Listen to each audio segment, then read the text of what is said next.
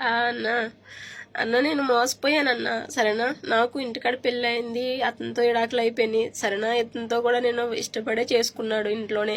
ఇతనికి పెళ్ళిళ్ళు అయినాయి ఫస్ట్ నాకు తెలియదు, తర్వాత తెలిసింది సరేనా. ఇతనికి ఒక పెళ్ళి కాదు 3 పెళ్ళిళ్ళు అయినాయి, నేను 4వ దాన్ని సరేనా.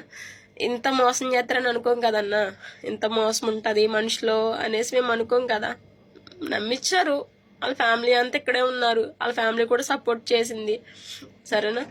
మేము ఆల్రెడీ మొన్న సూసైడ్ చేసుకుని బ్రతికామన్నా, ఈసారి ఇంకా చావడమే అదొకటే గతి, ఇంకొకటి ఆప్షన్ ఏమీ లేదు మా చేతిలో సరేనా.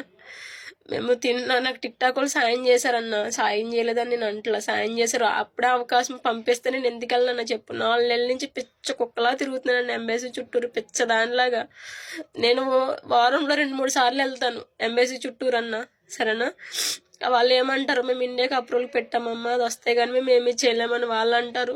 ఇండియాకి ఎక్కడికో పంపిస్తున్నాం, మేము చేయని ప్రయత్నం అంటూ లేదన్నా. ఇక్కడ నా బిడ్డతో వెళ్ళాలని ఇప్పుడు దాకా నేను ప్రయత్నించానన్నా, కానీ వెళ్ళే మార్గం లేదు.